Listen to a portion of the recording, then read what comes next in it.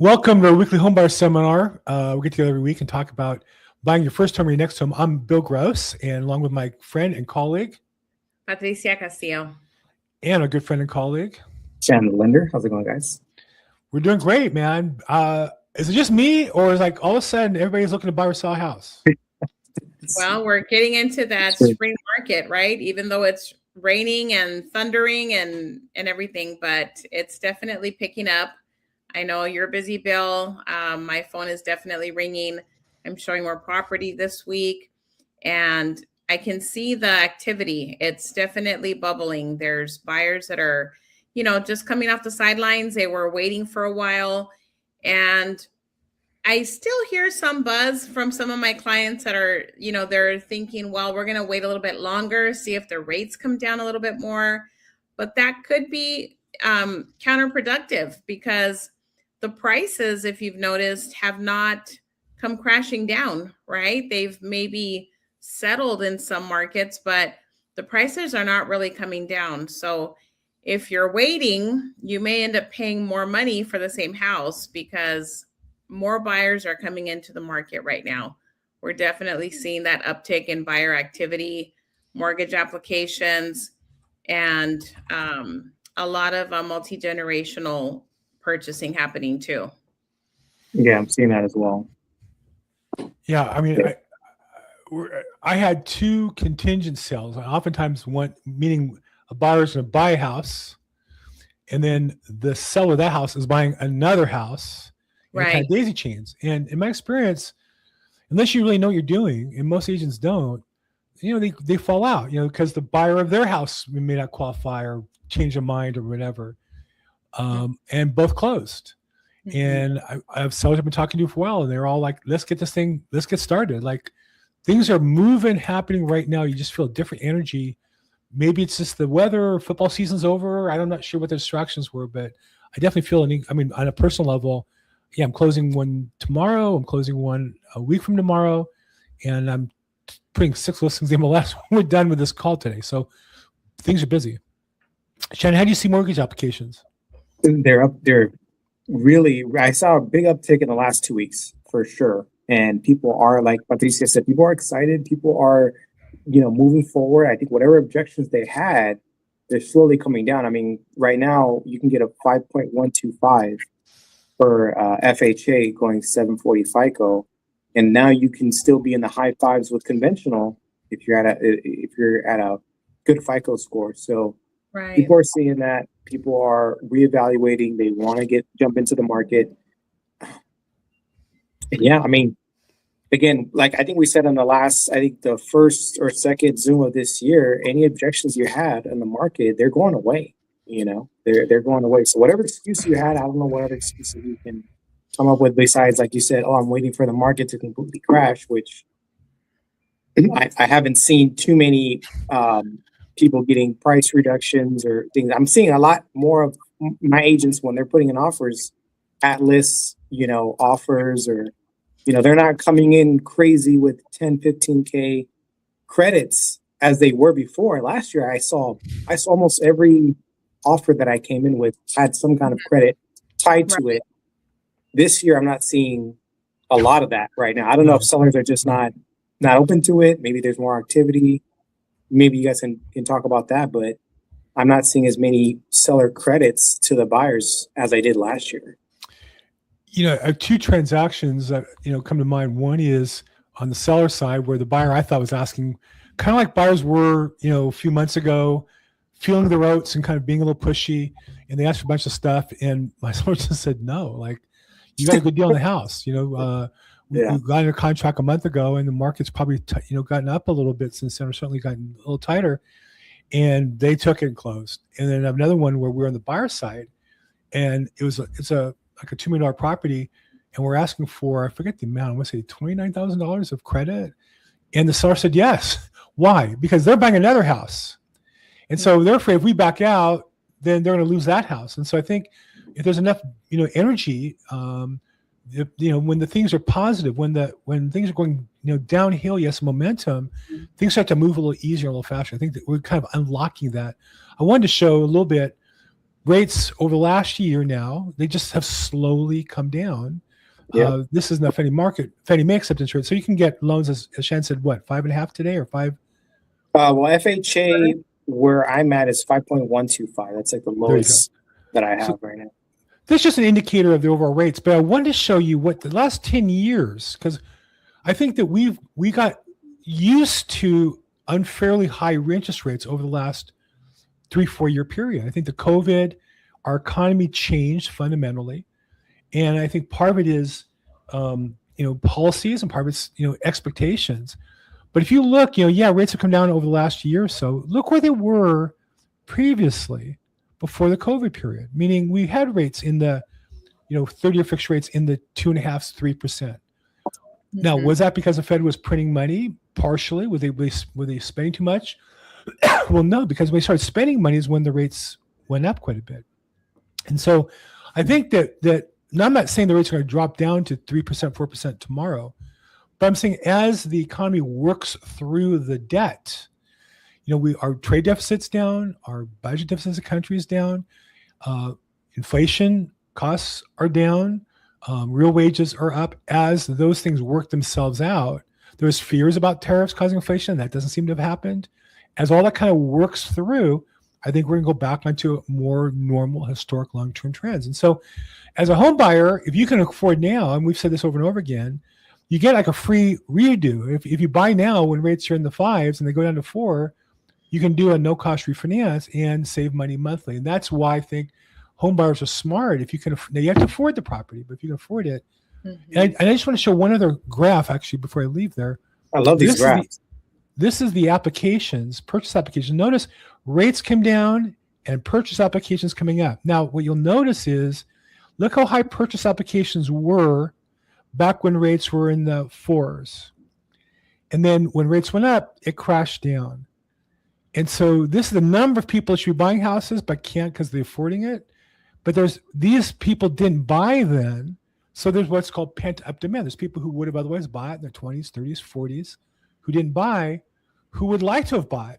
But now if they have the opportunity, we'll step in, I think. So I think overall, the fundamentals of the market, now everything could change tomorrow. If we start lobbing bombs at Iran, who knows what happens? If China invades Taiwan, who knows what happens? But based on today, with rates where they're at and the purchase demand, I think as a home buyer, there's a chance to get in if you can afford it.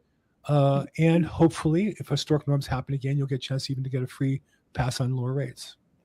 Yeah. I mean, well, what do you guys think about that too? Because there is talks about all these things in Iran and geopolitical, conflicts that are happening. Is there going to be a big, recession happening in 2027? I don't know. I'm seeing all these, I don't know if they're just scare tactics or what. I've been watching the moves go up more than I should be, but but I don't see that translate into the housing market. Everyone that I know that's buying, and maybe because I'm biased, I'm a lender, people will call me that they're excited. They're like, hey, we want to do this. Yeah. No one's talking about. People always need a place to live, right? That's the other thing to remember is it doesn't matter what's going on in the world. You always need a roof over your head. So whether you're living, with your family or you're single, maybe you move in with friends, but you're always going to need a roof over your head. And so people that have been renting for a long time, they are looking to start their homeownership journey. So those are some buyers that I've been talking to lately, that they're anxious to get into a home where they're not going to have the rental increases every year. And, they're not going to be faced to move if the seller's deciding to sell the building. That's another thing that you face as a renter. And just keeping the property updated too. I remember growing up, I lived in an apartment where the landlord didn't really make any updates. And so it doesn't matter what you want as a tenant, right? If you want the building to be painted, if you think that it's falling apart, you could always move and go live somewhere else. But the whole point of that is that when you have your own property in your own home, you can customize it, you can make the updates that it needs, and basically make it your own home. So I see a lot of people that are coming out of that renting phase, and they're like in their 30s and they're looking to get into their first home. I also think, and I have a podcast on the real estate news being misleading. I also think sometimes you'll see the news say, well, most people think it's a bad time to buy. Okay, but most people aren't buying houses every year, right? Every year we have maybe 5 million people buy houses out of 330 million Americans. Maybe those 5 million people represent 20 million people. That's still like 20 million out of 335 million Americans. So, unfortunately, it's become more for the people in the upper half or maybe upper third or upper quarter income-wise. And I'm not saying that's a good thing, but that's the reality. But more people want to buy, and more people, I think, with rates coming down and the economy where it is, are able to buy. And so if you're one of them, this is a chance to take advantage of that opportunity. Yeah. Yeah. No, I agree. And I don't know about you guys. I don't see prices really coming down like that anytime soon. Everyone's waiting on it, but I don't see it. Well, I think in Los Angeles, we just burned down like 18,000 houses. That helped the inventory right there. I mean, I hate to be callous about it. And I know people, I have neighbors just moved in who their house burned down in the Palisades. I mean, it's sad on one hand. On the other hand, from an economic point of view, it makes all the houses are standing worth more because people got to buy somewhere, right? If you had a house in the Palisades, the guy up the street from me is a very successful electrical contractor. I mean, he has a business worth tens of millions of dollars. Their house burned down. Well, they bought a house in my neighborhood. It was just redone and sold for like $5 million. Paid cash. But why? So the whole neighborhood goes up in value because these houses burned down the Palisades, and these people are going to buy somewhere. So I think that's a factor helping us here in the Los Angeles area. Even though there's some bad economic news, the good news is we're not building houses, and the ones we have here are seeming to be hold the value. Yeah. No, you make a good point.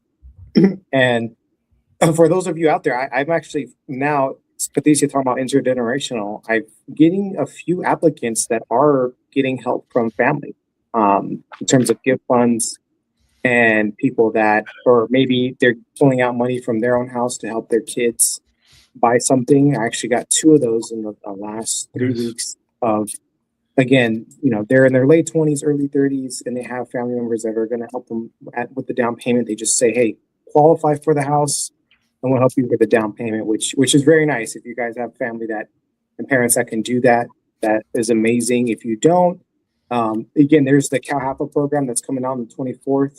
You can apply for, or they have their regular down payment assistance program that people forget about. But that 3.5% down that you need as an FHA, they'll help you out with that 3.5%, and they won't take equity. They'll just take a percentage of whatever that 3.5% that they let you borrow, either when you cash out some equity or when you sell. So, but going back to it, I am seeing a lot of intergenerational purchasing, if you will. It's rare where I see the parents, which I do see, but it's rare when I see the parents just buy it for them, and then hey, they have them live there. But it's more of, hey, you guys get qualified, you do all that, and if it's money that you need, I'll help you out with the money.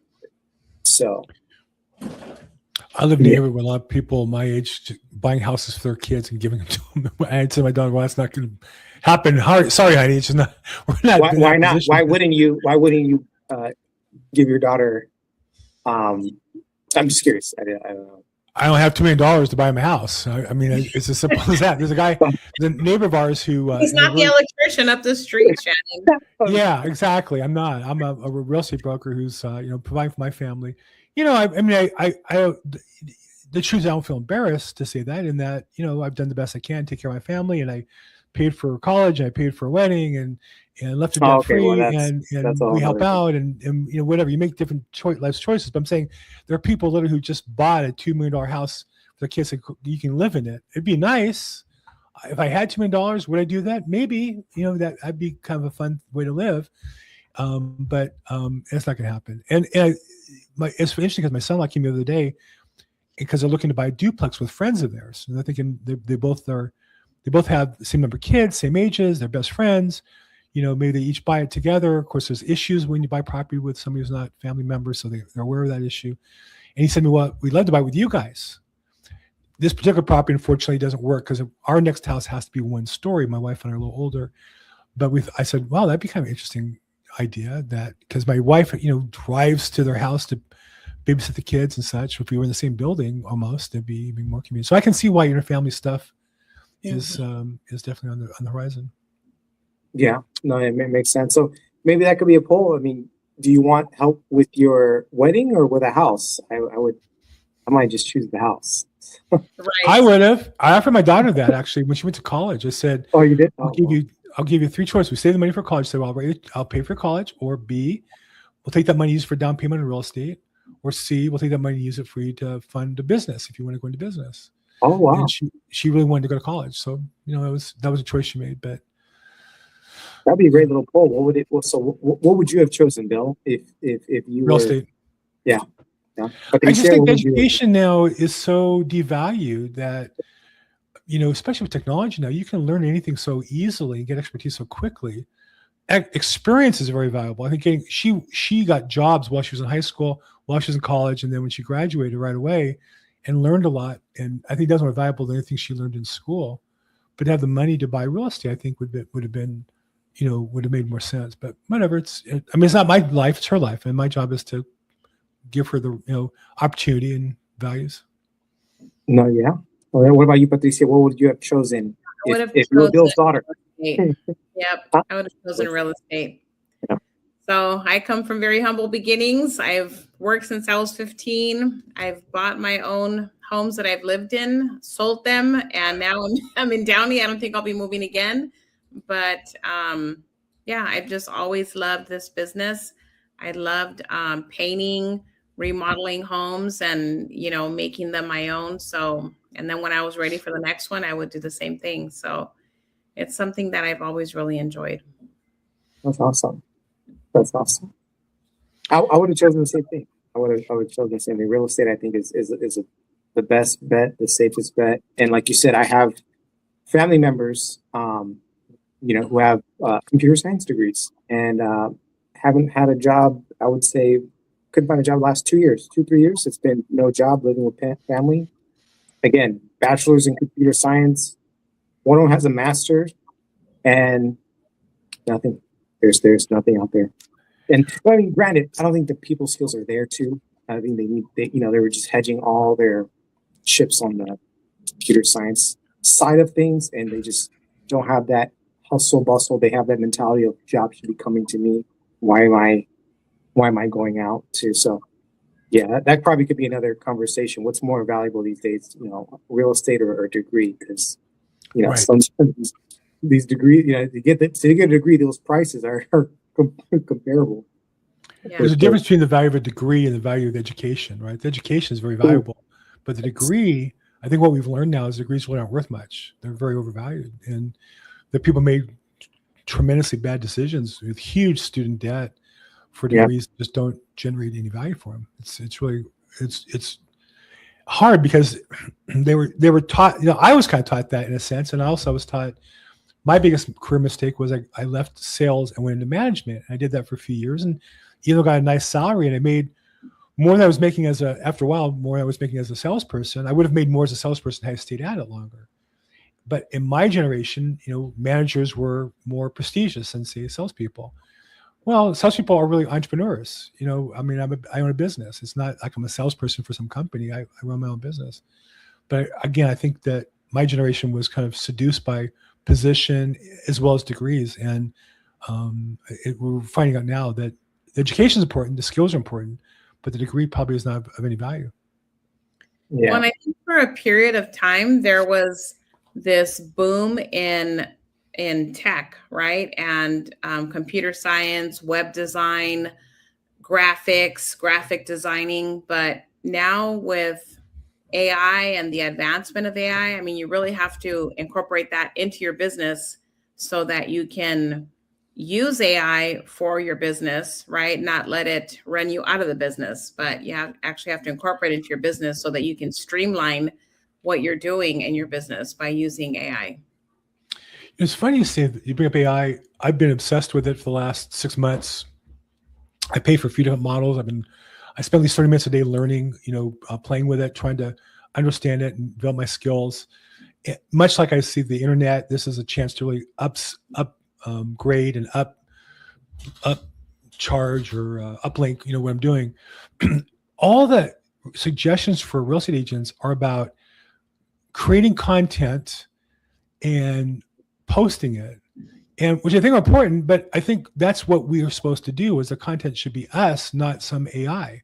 Like if the AI could do this better than us, well, it does do it better for us maybe for strangers, but for people who know us, they want to see us. See with my podcast, I think that's the distinction. And I think that the AI can replace the tasks, but it can't replace the experience, the knowledge, and the caring for the customer. And so I think that's where we as realtors have to make sure we focus and don't try to replace yourself with the AI. Replace all the tasks you don't want to do with the AI so you have more time to interact and help your customers. So I think there's really a very, well, it's really taking over in so many businesses. It's struggling to find its fit, I think, in real estate from what I see. Yeah, I think you're right. You still have, you see my dog. He just peeked in here. You still have to be we're still the problem solvers for our clients, right? We can't have AI do that. So we have to be, we're the face of our business. And so that means still interacting with the customer, showing them how we're solving a problem that we may see as forthcoming, right? And providing those solutions. So those are things that we can't really replace with AI because the client wants to see us. They want to talk to us. They don't want to be chatting with a bot at 2 p.m. when they could be chatting with the actual agent. That's the stupidest thing. I see these realtors are so excited about these bot systems. Like, well, why would you want prospective customers talking to a bot and not you? Like, how busy really are you? You know, I'm a pretty busy guy, but I'll call back within half an hour for prospective seller calls or attorney calls I work with. But I just think that they miss. They're trying to get rid of the piece that people want. And to your point, you know, like I get, you know, reports, preliminary title reports, inspection reports, and I do use AI to review them and highlight key points. And then I, you know, reread it and look at those key points. But then I call the customer or I take what they provide and put an email in my tone. If the AI could replace me, but they can't. The customer wants me to double check, they have their own ChatGPT. They've already looked at it on ChatGPT. But they're asking me, what do I see of this? And I think that's where, as real estate agents, we better make ourselves available for that interaction with customers, or we'll get replaced by Zillow or Google or Facebook or somebody. Absolutely. Yeah. Well, for all we know, you guys are you Zillow or Facebook? Shannon, are you real or are you Zillow or Facebook? Am I real? Yeah, are you real or are you an avatar? No, I'm real. I'm real just for the time being. Okay. If there's an AI that will replace my face and do some content, we'll see. They'll make avatars that good looking, Shannon, so you're in good shape. But at least the AI might be on time. Okay. But no, but you know what? This brings up a good concern about first-time homebuyers and jobs. You know, because obviously, it's one of the main things you need. You know, for mortgages, income. So you need to have income. Exactly. So, but you know, it's a good thing to look at. Again, what is that saying? They say that as of right now, you know, AI will replace the job. You know, the person who's using AI will replace your job. So, you know, at least for the time being, for now, they say all these gurus say we have 2 to 5 years until that gap closes. I don't know. But they are saying that real estate is going to be a luxury item pretty soon, as prices just continue to go up. I don't know about that. You don't think so? Pitch is right. I think people want a place to live. Yeah. Own the place. Yeah. Not everybody, but I just think that part of American values is people want to own their house and they want to customize the way they want it. And they want to own it. They want to feel agency over their life that way. No, yeah, I mean, I agree. They want to leave it to their kids and their family, right? That's part of the legacy of that homeowner, of that first-time buyer. They want to raise a family there, have a sustainable, home for their family, raise their family, and then leave the home to their kids. Yeah, I think you're right. Yeah. Well, it's a nice discussion here. I think we went a little longer than we normally do because it was some good stuff. So appreciate you guys. Shannon, any highlights this weekend? And if so, how would somebody get a hold of you? Yeah, no, honestly, I'm doing a lot of pre-applications for people that want to do the Dream for All program. So if you want, reach out to me, 661-317-8484, or my Instagram, FUND Fun with Shannon. We can get you pre-approved. So that way, by the time the portal opens, you have your lender pre-approval letter along with everything else you're going to need. So give me a call and we can definitely help you set that up. Yes, get started today. Lisa, what do you have going on this weekend, and how can somebody get a hold of you? So I have an open house coming up. Really? Cannot provide the address, but it's in Monterey Park, and it's Can't provide the address because we're not marketing it yet, but we might be by Friday. So you might want to call Patricia and get in on the inside on this one. It's a nice home. So I'll be there Saturday, and you can reach out to me for more details. 323-365-9909. And how nice the house is. You get a chance to talk to Patricia. That's always definitely valuable. So take advantage of that. I'm Bill Gross at Bill Gross Probate. As always, if I can help you, please reach out. And as always, make today your best day ever. Thanks so much, everybody.